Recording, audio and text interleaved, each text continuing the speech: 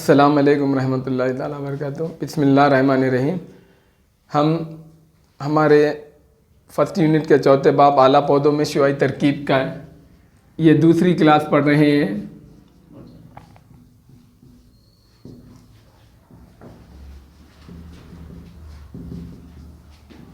पहली क्लास में हम सब्ज़ माए की साख्त और चंद साइंसदानों और शुआई तरकीब की इब्तदाई मालूमात हासिल करे थे।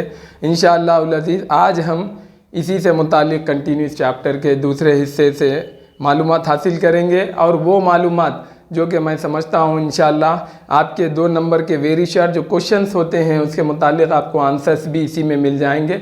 इस तरह की मालूमात आज हम इस चैप्टर से हासिल करेंगे। जैसे कि हम पिछली क्लास में यानी पहली क्लास में पढ़ चुके हैं सब्ज़ माए की साख्त। तो सब्ज़ माया जो है क्लोरोप्लास्ट ये नई नस्ल में मुंतकिल होता है। हालांकि ये ख़ुद एक खलवी अज़वीचा है। इसको नीम खुद मुख्तार खलवी अज़वीचा कहते हैं। नीम खुद मुख्तार खलवी अज़वीचा वजह क्या है, इसके अंदर डीएनए मौजूद है। डीएनए जो कि एक जीनियाती मादा है जो कि तमाम खलिए के दिगर जितने आज़ा हैं जैसे माइटोकॉन्ड्रिया है या फिर सेल्यूलोज है, राइबोसोम्स है, लाइसोसोम्स है, नुक्स माया किसी में नहीं पाया जाता। लेकिन डीएनए क्लोरोप्लास्ट जो कि नबाती खलिए की शनाख्ती खुसूसियात है उसमें हम डीएनए को देखेंगे।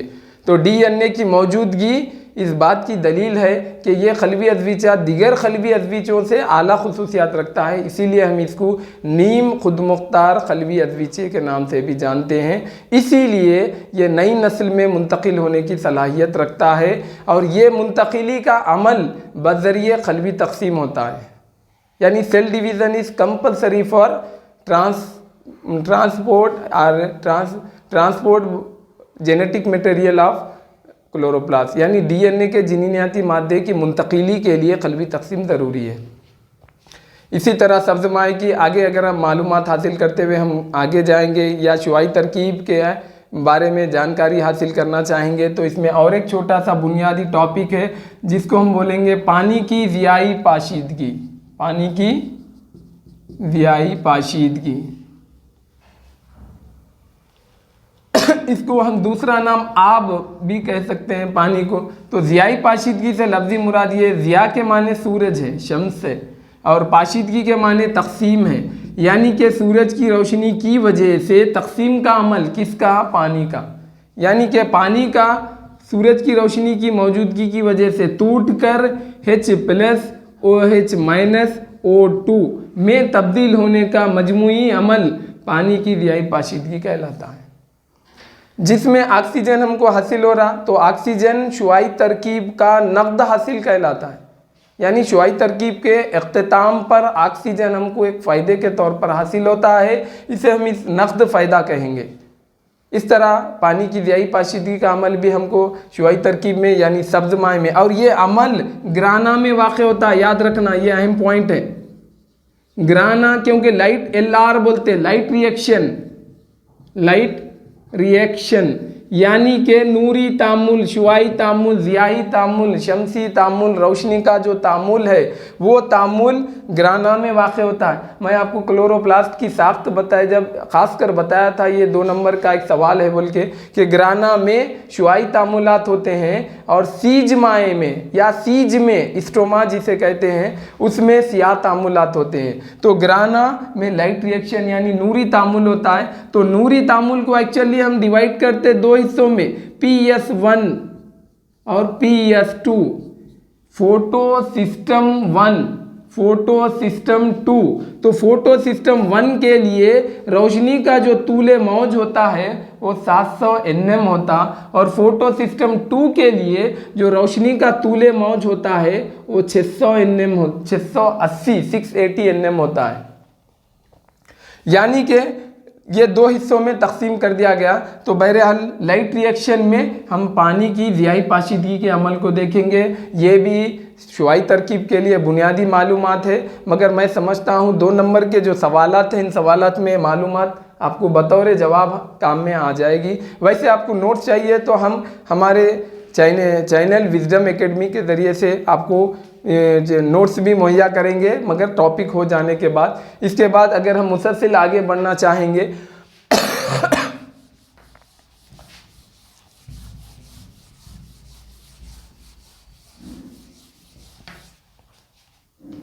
तो इसके बाद एक है NAD रेडक्टेस खामेरा, NADP रेडक्टेस खामेरा। देखिए, खामेरे की शनाख्त कभी भी याद रखिए। मैं अपने कॉलेज में या अपने स्कूल में जब भी बच्चों को पढ़ाता हूं तो बता देता हूं कि एज जो लफ्ज़ है, ए या सी, एज, ये हमेशा जब भी किसी लफ्ज़ या वर्ड के आखिर में आता है तो ये इस बात की दलील है कि ये वो लफ्ज़ जो है यानी ये किसी ना किसी खामेरे का नाम है। एज शनाख्त है खामेरे के नाम की, मगर ये ज़रूरी नहीं है कि तमाम खामेरों के नाम के साथ भी एज आए। जैसे टियालिन खामेरा है मगर एज नहीं है, तियानिन खामेरा है मगर एज नहीं है, लेप्टिन वगैरह वगैरह, ऐसे चंद खामेरे हैं जिनके नाम के अख्ताम पर एज नहीं पाया जाता, मगर मैक्सिमम खामेरों के नाम के साथ आखिर में एज आता है। ये इस बात की दलील है कि ये खामेरे का नाम है। बहरकैफ बोलना ये है कि NADP रेडक्टेस, NADP का फुल फॉर्म मैं पिछली क्लास में बता चुका हूँ आप लोगों को कि निकोटिनामाइन एडिनाइन डाइफॉस्फेट इसका फुल फॉर्म है। यह शुआई तरकीब के हासिलात में नूरी तामुल में हासिल होते हैं, ATP और NADPH। ठीक है, तो इससे तामुल रखने वाला या इससे ताल्लुक़ रखने वाला खामेरा है जिसको हम NADP रेडक्टेस खामेरा कहते हैं। ये खामेरा भी ग्राना की झिल्लियों में पाया जाता है, ग्राना की झिल्लियों में पाया जाता है। अब ग्राना क्या है? फिर क्लोरोप्लास्ट यानी सब्ज़माए का हिस्सा जिसमें लाइट रिएक्शन होता है। अभी हम देखें पिछले टॉपिक में, पिछले हिस्से में अभी हम देखें तो इस तरह गिराना बहुत अहमियत का हामिल हिस्सा है। शुआई तरकीब में क्लोरोप्लास्ट में पाया जाता है जिसमें लाइट रिएक्शन होते हैं, जिसमें PS 1 और 2 होते हैं। बहरकैफ ग्राना की झिल्लियाँ जो होती है उन झिल्लियों में खामेरा रहता है जिसका नाम है NADP रेडक्टेस खामेरा। इस खामेरे का अहम काम ये है कि ये प्रोटॉन यानी H+ प्रोटॉन के तदरीजी फ़र्क को कंट्रोल करता है। अगर तदरीजी फ़र्क से क्या मुराद है, यानी प्रोटॉन का इजाफा या प्रोटॉन की कमी की वजह से जो फ़र्क तैयार होता है, इस फ़र्क का नाम है तदरीजी फ़र्क, या इजाफा या कमी की वजह से। तो ये है कहाँ पर? यानी मिसाल के तौर पर ये खामेरा रहता कहाँ? क्लोरोप्लास्ट में। क्लोरोप्लास्ट में कहाँ पर? मुख्तलिफ खलवी अज़वीचे है, तो वो खुद एक खलवी अज़वीचा, उसके कई हिस्सों में से एक हिस्सा ग्राना है। तो ग्राना की अगर मिसाल के तौर पर हम साख्त देखते हैं तो ग्राना की ये ग्राना का एक हिस्सा है। इसमें से इस तरह से H+ रवा का दाखला या अखराज दोनों अमल वाक़े हो सकते हैं। तो यहाँ पर ये एक ज़र्रा पाया जाता है जिसको हम F0 कहते हैं, और यहाँ पर इसके बाहर एक ज़र्रा पाया जाता है जिसको हम F1 कहते हैं। ये आपको शुआई तरकीब में फिर 2 नंबर के सवाल में इन दोनों के ऊपर एक सवाल है। मुसलसिल आगे की मालूमात में हम देखेंगे। फिलवक्त ये देख लो कि ये ग्राना की झिल्ली है। तो इस ग्राना की झिल्ली में यहाँ पर पाए जाने वाले हाइड्रोजन, और ये बाहर के हिस्से को सीज कहेंगे जिसको हम स्ट्रोमा कहते हैं, जहाँ पर सिया तामुल होता है। तो ये सीज से हाइड्रोजन का या तो ग्राना में दाखिल होना या ग्राना से ल्यूमन में दाखिल होना, किसके? झिल्लियों के, या तो ल्यूमन से वापस फिर सीज में आना। तो इस तरह से हाइड्रोजन के दाखिले की वजह से या अखराज की वजह से फ़र्क पैदा होता है। इस फ़र्क का नाम है तदरीजी फ़र्क। तो इस फ़र्क की वजह से हाइड्रोजन के सालेमात यानी प्रोटॉन के सालेमात में जो कमी और इजाफा हो रहा, वो इजाफे के लिए खामेरा बतौर खामेरे के तौर पर इस्तेमाल होता है, जिसकी वजह से यहाँ पर एक फ़र्क पैदा होता है। और ये फ़र्क ही आगे चलकर ATP तवन्नाई तैयार करता है, जो कि लाइट रिएक्शन का हासिल है। ATP + NADPH ये लाइट रिएक्शन का हासिल है। एक्चुअली ATP + NADP है, लेकिन NADP जब टूटता है, NADP जब टूटता है तो ये NADPH + H मुस्बित रवा में तब्दील होता है। तो ये इसकी वजह कौन है? NADP रेडक्टेस खामेरा। तो बच्चों, इस तरह हम आगे की मालूमात में फिर कंटिन्यू देखेंगे। लाहा तबाई बाफ्त, लाहा बाफ्त लाहा बाफ्त को शुआई तरकीब की तालीफात को मुंतकिल करने वाला हिस्सा कहते हैं। शुआई तरकीब की तालीफात, शुआई तरकीब की तालीफात। देखिए, अगर हम किताबी अल्फाज के माने और मफहूम के एतबार से जाएंगे तो मैं समझता हूँ बहुत से बच्चों को ऐसे अल्फाज के माने तक नहीं मालूम, इसलिए मैं मानों को वाज़ेह करते हुए आपकी आसानी के खातिर आसान अंदाज में, आसान फ़हम अंदाज में अल्फाज का इस्तेमाल करते हुए आप तक मालूमात पहुँचाने की कोशिश कर रहा हूँ कि शुआई तरकीब की तालीफात के लिए जो बाफ्त मदद करती है उसको लाहा बोलते हैं। पहली बात यह है कि शुआई तरकीब क्या है? एक अमल है। कहाँ पर होता? जानदार में। किस किस्म के जानदार? जो कि क्लोरोप्लास्ट सब्ज़ माए को रखते हैं, जो कि ख़ासकर नबातात है और नबातात के सब्ज़ हिस्से हैं और उसमें भी ख़ासकर पत्ते हैं। ठीक है, तो इस तरह शुआई तरकीब का अमल हो जाने के बाद जो हासिलात तैयार होते हैं, जिनको हम ऑक्सीजन बोलते हैं, पानी कहते हैं और कार्बोहाइड्रेट यानी शक्कर कहते हैं, जो कि शक्ल तब्दील करके बाद में निशास्ता या फिर दिगर मुख्तलिफ अशकाल में जमा होती है पौधे में, तो ये जो पूरी हासिलात है इसको हम शुआई तरकीब की तालीफात कहेंगे। तो अब ये शुआई तरकीब की तालीफात में असल जो शय है वो शक्कर है जिसको नाम हम कार्बोहाइड्रेट देते हैं, 6 कार्बन वाली शक्कर के नाम से जानते हैं। तो ये कार्बोहाइड्रेट की मुंतकिली का अमल लाहा के ज़रिए होता, जिसको हम फ्लोएम कहते हैं। आपके बता दूं मैं, फ्लोएम और ज़ैलम जिसको हम खशबा कहते हैं, इन दोनों के मजमूए से पौधे के तमाम जिस्मी हिस्सों में एक शय तैयार होती है जिसको हम नाम देते हैं वाई हज़मी बाफ्त के नाम से जानते हैं, वैस्कुलर टिश्यूज या वैस्कुलर बंडल। तो आपको बता दूं वैस्कुलर बंडल आखिर है क्या? खशबा और लाहा का मजमुआ। खशबा लाहा है क्या? पेचीदा बाफ्त। आप 9th क्लास 10th क्लास की इब्तदाई मालूमात में सीख चुके हैं। नबातात की बाफ्तों को हम मुख्तलिफ हिस्सों में बांटे। मैं तफसील में गए बगैर इतना बता देना चाहता हूँ कि मुस्तकिल बाफ्त जो है उसमें 3 हिस्से, एक सादा बाफ्त, दूसरी पेचीदा बाफ्त, तीसरी मखसूस बाफ्त। तो दूसरी वाली जो पेचीदा बाफ्त है वो खशबा और लाहा पर मुश्तमिल है। खशबा भी 4 किस्म के मुख्तलिफ किस्म के खलियों से मिलकर बनती है, इसलिए इसे हम पेचीदा बाफ्त कहेंगे। लाहा भी 4 मुख्तलिफ किस्म के खलियों से मिलकर बनती है, इसलिए हम इसको पेचीदा बाफ्त कहेंगे। तो खशबा का बुनियादी काम यह है कि ग़िज़ा की मुंतकिली में लाहा का बुनियादी काम यह है कि ग़िज़ा की मुंतकिली में मदद देती है, ग़िज़ा की मुंतकिली में। और खशबा का बुनियादी काम यह है कि ये पानी की मुंतकिली में मदद देती है। इस तरह पौधे में पानी और ग़िज़ा की मुंतकिली के लिए दोनों बाफ्तें मिलकर आपस में एक निज़ाम, एक हिस्सा तैयार करती, जिसको हम वाही हज़्म कहते हैं। तमाम वाही हज़्म आपस में मिल जाते हैं, मिलकर एक निज़ाम तैयार करते हैं जिसको हम वैस्कुलर सिस्टम कहते हैं।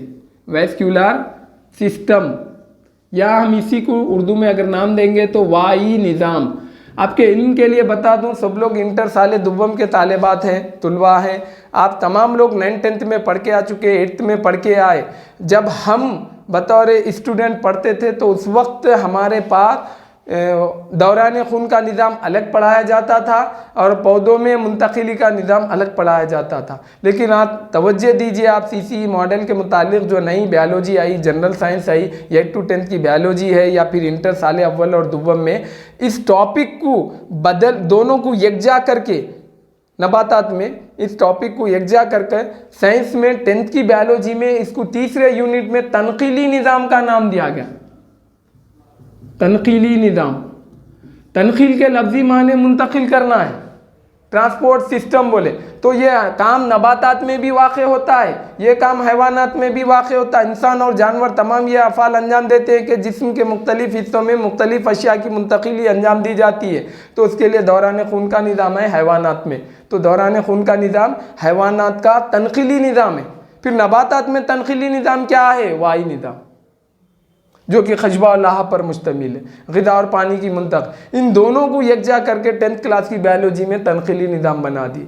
अगर इनको वहाँ पर अगर हम वाही निज़ाम के नाम से देते तो हम हैवानात का तस्करा वहाँ नहीं कर सकते। अगर हम उसको दौरान खून का निज़ाम का नाम देते तब हम वहाँ पर नबातात का तस्करा नहीं कर सकते थे। इसलिए दोनों को यकजा करके बायोलॉजिकल साइंस में 10th में आपको 3rd यूनिट तनकीली निज़ाम के तौर पर पेश किया गया, जिसमें हैवानात और नबातात में दोनों में मुंतकिली के निज़ाम को पेश किया गया। तो बहरकैफ मुख्तसर बताना चाहता हूँ ये कि खजबा का बुनियादी काम पानी की मुंतकिली है, लाहा का बुनियादी काम ग़िज़ा की मुंतकिली है, और ये दोनों आपस में मिलकर वास्कुलर बंडल बनाते, इससे वास्कुलर सिस्टम बनता है जो कि तनकीली निज़ाम का हिस्सा है। तो अब हमारे लिए बुनियादी मालूमात ये है कि शुआई तरकीब में जो तालीफ़ है यानी शक्कर या कार्बोहाइड्रेट जो बन रही उसको मुंतकिल कौन करते हैं पौधे के मुख्तलिफ़ हिस्सों में? तो जवाब है लाहा। लाहा पौधे में शक्कर की मुंतकिली के लिए, मुख्तलिफ मादों की मुंतकिली के लिए मदद करती है। ये था एक छोटा सा 2 नंबर का सवाल जो कि आपके वेरी शॉर्ट क्वेश्चंस में मौजूद है। इसके बाद अगर आप कंटिन्यू आगे बढ़ते हैं तो C3 पौधों के बारे में और C4 पौधों के बारे में तज़किरा और आपको बता दूं कि मैं आगे के मालूमात में इसी चैप्टर में आप देखेंगे C3 और C4 पौधों के दरमियान में बुनियादी फ़र्क 4 नंबर का बहुत ही इंपॉर्टेंट क्वेश्चन है।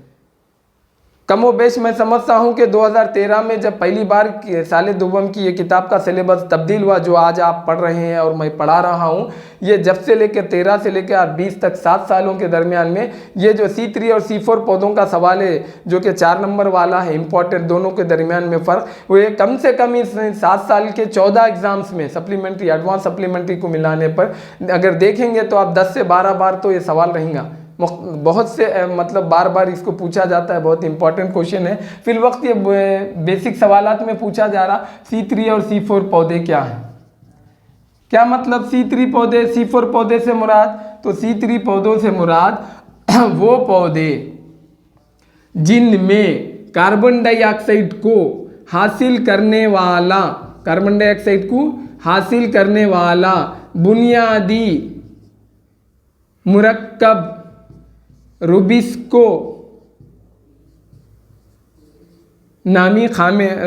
नामी मादा होता है जो कि कार्बन डाइऑक्साइड को हासिल करता है। इस कार्बन डाइऑक्साइड को हासिल करके ये PGA में तब्दील करता है जिसको फास्फोग्लिसरिक एसिड कहते हैं, PGA में तब्दील करता है। तो ऐसे पौधे जिनमें कार्बन डाइऑक्साइड के एक साले में को हासिल करने के लिए, अब आपको एक छोटी सी बात बता दूं, कार्बन डाइऑक्साइड का हुसूल पौधे इस्तेमाल कब करते हैं? सियाह तामुल में, यानी कार्बन डाइऑक्साइड का इस्तेमाल सिर्फ सियाह तामुल में होता है। शुआई तरकीब को हम 2 हिस्सों में बांट दिए, एक नूरी तामुल यानी रोशनी का, तो दूसरा सियाह।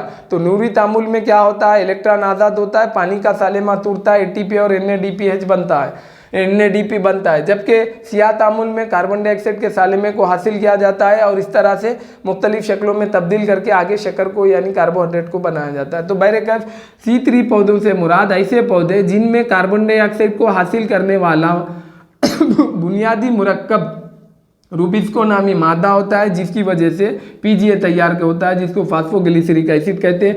इसके अंदर 3 कार्बन रहते हैं, इसलिए इस ग्रुप का नाम रखा गया C3 पौधे।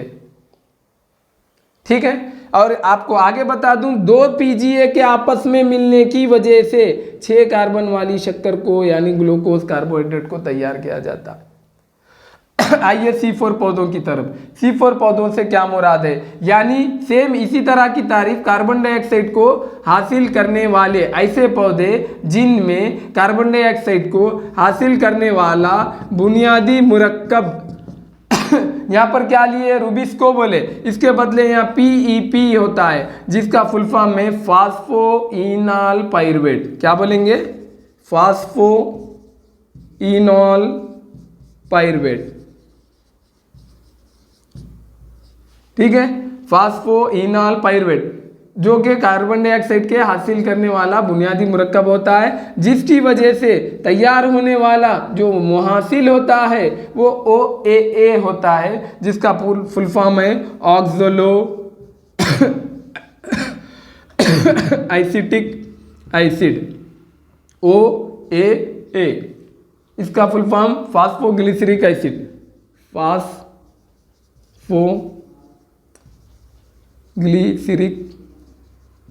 एसिड PGA ये हो गया, और इसी तरह ऑक्सलो एसिटिक एसिड ये हो गया। तो इसमें 4 कार्बन पाए जाते हैं, इसलिए इस ग्रुप का नाम रखा गया C4 पौधे। और एक बात बता दूं, इन दोनों पौधों में जब कंपैरिजन किया जाएगा तो इनको आला पौधे कहेंगे। इसकी बुनियादी वजह क्या है, इनके मुकाबले इनमें तरक्कियाती खुसूसियात पाई गई, जैसे कनज एनाटमी वगैरह बोले, या फिर इनमें पौधों में कम पानी में रहने की सलाहियत बोलेंगे वगैरह, या शुआई तरकीब के मुतालिक, या फिर माहौल से मदाफियत वाली सलाहियतें अगर इन दोनों में कंपेयर करेंगे तो C4 पौधों में ज़्यादा रहेंगी, इसलिए C4 पौधों को C3 पौधों से आला पौधे कहा। तो C3 और C4 पौधों के दरमियान में ये फ़र्क हो गया। और एक बात बता दूं, C3 पौधे जो होते हैं ये ATP और NADPH को जब्ज़ करते हैं, ATP और NADPH। तो ATP के C3 पौधों में ATP के 3 सालेमात और NADP के 2 सालेमात हासिल किए जाते हैं एक कार्बन डाइऑक्साइड के हुसूल के लिए। तो हम शुआई तरकीब की मसावत गालिबन सबको याद होंगी, 6CO2 plus 12H2O use rise to sunlight, SL means sunlight, और क्लोरोप्लास्ट CHLP, ठीक है। उसके बाद C6H12O6 plus 6H2O plus 6O2, ठीक है। तो ये शुआई तरकीब की मसावत, आप तवज्जो दीजिए, शुआई तरकीब की मसावत में 6 कार्बन डाइऑक्साइड के सालेमात को इस्तेमाल किया गया, जबकि मैं बता रहा हूँ आपको ATP। फिर एक सवाल है बुनियादी, इसी में 2 नंबर का सवाल है कि एक कार्बन डाइऑक्साइड के सालेमे के इंजेज़ाब के लिए ATP और ATP NADP के कितने सालेमात को इस्तेमाल किया जाता है। तो जवाब है कि कार्बन डाइऑक्साइड के एक सालेमे के इंजेज़ाब के लिए 3 ATP और 2 NADPH को NADP को इस्तेमाल किया जाता है। तो आप शुआई तरकीब के मुकम्मिल एक शक्कर के सालेमे को तैयार करने के लिए या शुआई तरकीब की एक मुकम्मिल मसावत की अंजाम दही के लिए 6 कार्बन डाइऑक्साइड इस्तेमाल हो रहे, तो आप क्या करेंगे, ये ATP के 3 सालेमात एक कार्बन डाइऑक्साइड के लिए, तो कार्बन डाइऑक्साइड के 6 सालेमात है, तो इसको 6 से मल्टीप्लाई करेंगे, 18 हो गया। और फिर इसी तरह आगे जाइए, एक कार्बन डाइऑक्साइड के हुसूल के लिए 2 NADP यूज़ कर रहे, तो यहाँ पर 6 कार्बन डाइऑक्साइड है, तो इसको भी फिर 6 से ज़रब दीजिए, 12 हो गया। तो अगर आप शुआई तरकीब की मुकम्मिल एक मसावत के लिए जुमला ATP और NADP के कितने सालेमात इस्तेमाल होते हैं बोले, तो आप जवाब देंगे 18 ATP के सालेमात और 12 NADP के सालेमात इस्तेमाल होते हैं। इस तरह से एक NADP और एक शुआई तरकीब की मसावत की तकमील के लिए 18 ATP और 12 NADP के सालेमात इस्तेमाल होते हैं। इसी तरह हम आगे चले जाएंगे तो यही मसावत को एक्चुअली यहाँ पर एक साइंसदान है, ये मजमूई अमल को कार्बन डाइऑक्साइड के इस्तेमाल को पेश करने वाले साइंसदान का नाम कैल्विन है। क्या नाम है? कैल्विन। तो इसको नाम, इसी साइंसदान के नाम से इस दौर को मौसूम कर दिया गया, कैल्विन दौर कहते हैं। क्या बोलेंगे इसको? कैल्विन दौर के नाम से जाना जाता है।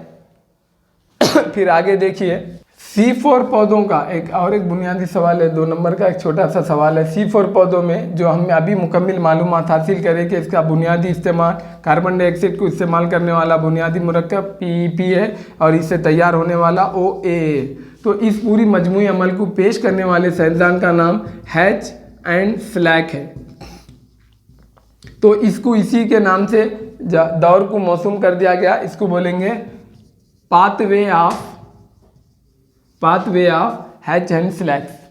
यानी कि ये जो मजमूई अमल, अभी आप पीछे के 2 नंबर के सवाल में इस बात को मजमूई तौर पे देखें कि C4 पौधे जो कि कार्बन डाइऑक्साइड को हासिल करने वाला बुनियादी मुरक्कब PEP है और इससे OA तैयार होता है। ये मजमूई अमल को जैसा C3 में कैल्विन को मौसूम किया गया कि कैल्विन दौर के नाम से जाना जाता है, क्योंकि C3 पौधों में कार्बन डाइऑक्साइड को हासिल करने वाली मजमूई मसावत को पेश करने वाला कैल्विन, तो इसको कैल्विन के दौर से मौसूम कर दिया गया। C4 पौधों में कार्बन डाइऑक्साइड को हासिल करके PEP के जरिए OA तैयार करने का अमल हैच एंड स्लैक पेश करे, इसलिए इनको हैच एंड स्लैक पाथवे के नाम से जाना जाता है। इस तरह इसको pathway of hatch and slacks कहते हैं। तो ये भी आपको एक 2 नंबर का सवाल के तौर पर काम में आ जाएगा। इसी तरह हजमी पोशिश खलिए, नेक्स्ट एक बीट है हजमी पोशिश खलिए। इसको बोलेंगे वैस्क्यूलर बंडल शीथ सेल्स। इस नाम से जाना जाता है, हजमी पोशिश खलिए। है क्या ये बोले तो रेगिस्तानी पौधों में खासकर या C3 C4 पौधों में आमतौर पर C4 पौधों में खासकर देखा जाएगा कि वास्कुलर बंडल के अतराफ, ये वास्कुलर बंडल है VB, जिसको वाई हजमे के नाम से जाना जाता है, जिसके अंदर निफ्स हिस्से में आप देखेंगे तो खशबा पाए जाते हैं और बाकी निफ्स हिस्से में अगर आप देखेंगे तो लाहा पाए जाते हैं। बीच के दरमियानी हिस्से को हम मुनक़िस्मा बाफ्त के नाम से जानते हैं, तकसीमी बाफ्त, वाई बाफ्त, तबद्दुली बाफ्त, कुछ भी नाम देते हैं। ठीक है, तो ये डबल परत वाला हिस्सा होता है, ये है वास्कुलर बंडल वाई हजमा। इस वाई हजमे के अतराफ में बड़ी जसामत वाले बैज़वी शक्ल के खलिए पाए जाते हैं, तो इन खलियों को हजमी पोशिश खलिए या वास्कुलर बंडल शीट सेल्स कहा जाता है। यानी कि ये वाई हजमा है, वास्कुलर बंडल, इसके अतराफ में खलिए हैं, मगर किस शक्ल में है? पोश के माने ढाकना है। वास्कुलर बंडल को ढांक दिए हो, किस तरह? एक परत की शक्ल में ढांक दिए, दैरवी शक्ल में उसके अतराफ में मौजूद है बड़ी जसामत वाले खलिए। इनकी और मज़ीद खुसूसियात है जिसको हम करंस एनाटमी के 4 नंबर वाले सवाल में फिर एक बार से पढ़ेंगे। मुख्तसर याद रख लो कि हवाई हजमे के अतराफ में बैज़वी शक्ल के बड़ी जसामत वाले खलियों की मौजूदगी हजमी पोशिश खलिए कहलाती है। ATPase खामेरा, ATPase खामेरा, इसके 2 अज्जा है, F0 ज़र्रा और दूसरा F1 ज़र्रा। ये 2 अज्जा पर ATPase खामेरा मौजूद होता है। मैं आपको कुछ देर पहले इसी क्लास में समझाया था कि ये थैलाकोइड झिल्ली होती है। थैलाकोइड झिल्ली के अंदर ये हिस्सा जो कहलाता है ल्यूमेन कहलाता है, अंदरूनी हिस्सा, जिसको उर्दू में हम दरूना बोलेंगे। इसके अंदर हाइड्रोजन के मुस्बित रवा देखेंगे आप मुख्तलिफ हालत में। ठीक है, इसी तरह से मुसलसिल अगर आप आगे जाएंगे तो यहाँ पर एक हिस्सा देखेंगे जिसको F0 ज़र्रा कहते हैं। मैं इससे पहले बोला था आपको एक सवाल में, इसके बाद F0 ज़र्रात के मुकम्मिल होने के बाद यहाँ पर एक हिस्सा पाया जाता है जिसको हम F1 कहते हैं। तो ये 2 ज़र्रात होते हैं और ये 2 ज़र्रात हाइड्रोजन के आर पार यानी अंदर से बाहर की जानिब, बाहर से अंदर की जानिब मुंतकिल होने में मदद देते हैं। एक्चुअली ATPase खामेरे का पहला जो ज़र्रा है जिसको हम F0 ज़र्रा कहते हैं, ये थैलाकोइड झिल्ली में धसा हुआ होता है। ये इस झिल्ली के अंदर मौजूद है, गौर कीजिए, इसको हम धसी हुई हालत बोलेंगे। F0 ज़र्रा धसी हुई हालत में पाया जाता है और ये प्रोटॉन को झिल्ली के आर पार नफूस करने में मदद देता है, यानी गुजरने में मदद देता है। या तो इस जानिब से इस जानिब यानी अंदरूनी हिस्से से, मतलब दरोना से सीच की तरफ बाहर के हिस्से में स्ट्रोमा में, या फिर स्ट्रोमा से दरोना की जानिब। बहरहाल ये दरमियान में धसा होता है और हाइड्रोजन के मुस्बित रवा को आर पार मुंतकिल होने में मदद देता है। ये F0 ज़र्रा है। दूसरा जो ज़र्रा है जिसको हम F1 ज़र्रा कहते हैं, थैलाकोइड की झिल्ली के बैरूनी हिस्से में। आप गौर कीजिए, थैलाकोइड झिल्ली है, ये थैलाकोइड झिल्ली है, तो इस झिल्ली का बैरूनी हिस्सा जो है, इस बैरूनी हिस्से में ये ज़र्रा मौजूद है जिसको हम F1 ज़र्रा कहते हैं, जो कि F0 ज़र्रे के मुकम्मिल होने के फौरी बाद सीज में पाया जाता है। और ये भी दरअसल तब्दीलियों के लिए ज़िम्मेदार होता है और इन दोनों की इस तब्दीली की वजह से यहाँ पर तवन्नुई तैयार होने का अमल वाक़ होता है। आप गौर करेंगे ADP एक मसावात है। ADP में अगर एक फास्फोरस का सालेमा अगर जमा होता है तो ये ATP में तब्दील होता है, और यही ATP जब टूटता है तो फिर ADP और एक फास्फोरस के ज़र्रे में तब्दील हो जाता है। तो इस तरह से हमको ये बात समझ में आती है कि ADP से ATP का बनना एक फास्फोरस की जमा होने की वजह से, या एक ATP का टूटकर एक फास्फोरस को अलहदा करके ADP में तब्दील होना। एडिनोसाइन डाइफॉस्फेट, एडिनोसाइन ट्राइफॉस्फेट, यानी फास्फेट के 2 सालेमात, फास्फेट के 3 सालेमात, ये इसकी बुनियादी हिस्सा होता है। बहरहाल ये ATPase खामेरे के 2 बुनियादी अज्जा कहलाते हैं, ज़र्रे के तौर पे काम में आते हैं। ये भी एक आपको 2 नंबर का सवाल था ATPase खामेरे के तौर पर। इसके बाद फेली तैफ और इंजज़ाबी तैफ है, ये भी 2 नंबर के सवालात में आएगा। फेली तैफ जिसको फ़आली तैफ बोलेंगे, दूसरा है इंजज़ाबी तैफ, इंजज़ाबी तैफ। फ़ाली तैफ से मुराद यहाँ पर फ़ाली तैफ के अंदर आप अगर देखेंगे यानी एक गिराफ के ज़रिए शुआई तरकीब की शरह को जिसमें रोशनी का तूले मौज बतौर फ़आल इस्तेमाल किया जाता है उसको बतलाया जाता है। यानी एक तरसीम में शुआई तरकीब की शरह किसकी फोटोसिंथेसिस रेट ऑफ फोटोसिंथेसिस यानी शुआई तरकीब की शरह को बजरिए तरसीम बतलाना जिसमें रोशनी का तूले मौज जो होता है वो तूले मौज बतौर फ़ाल यानी इस्तेमाल हो रही सो रोशनी के तूले मौज की शरह को बतलाया गया तो ऐसी तरसीम को फ़ाली ताब बोलेंगे। इसके बदले दूसरा है इंजज़ाबी ताब जिसको हम ऑब्जर्वेशन या स्पेक्ट्रम बोलेंगे यानी इंजज़ाबी ताब। तो इसमें भी इसी तरह से यानी कि रोशनी के सालेमात शुआई तरकीब में जो नूर के सालेमात या सिबगों की मदद से तूले मौज को बतौर इंजज़ाब किया जाता है, बतौर शुआई तरकीब के इंजज़ाब किया जाता है, वो रोशनी के सालेमात की मकदार को बताना इंजज़ाबी तैफ कहलाता है बज़रिए तरसीम। और लास्ट एक छोटी सी बात है, इसमें आपको मैं समझता हूँ पूरे 2 नंबर के छोटे सवालात मुकम्मिल हो जाते हैं जिसको बोलेंगे ब्लैकमैन फैक्टर ऑफ ब्लैकमैन या फिर बोलेंगे limited factor theory of Blackman यानी कि ब्लैकमैन का महदूद आमिल का नज़रिया। तो इसमें ब्लैकमैन ये बताया कि शुआई तरकीब जो कि एक अमल है जो हमारे टॉपिक का नाम है, इस शुआई तरकीब पर मुख्तलिफ अनासिर क्या करते हैं मुतासिर करते हैं, मुख्तलिफ अनासिर इसको मुतासिर करते हैं। अनासिर उन अनासिर में से वो उनसर जो सबसे छोटी मकदार में होता है, जो सबसे छोटी मकदार में होता है मगर मुतासिर करता है, मकदार में होता है मगर शुआई तरकीब की शरह को मुतासिर करता है तो इस अमल को बोलेंगे मुतासिर करता है तो इस अमल को बोलेंगे महदूद आमिल का नज़रिया। इसको ब्लैकमैन नामी संविधान 1905 ईस्वी में पेश करा। ब्लैकमैन इसको बोलेंगे factor of limited factor theory of Blackman यानी ब्लैकमैन की है महदूद आमिल का नज़रिया। शुआई तरकीब की में अनासिर के वो तमाम अनासिर जो शुआई तरकीब को मुतासिर करते हैं उनमें से वो सबसे छोटा अंसर जो शुआई तरकीब की शरह को छोटा होने के बावजूद भी मुतासिर करता है तो उसको बोलेंगे महदूद आमिल का नज़रिया।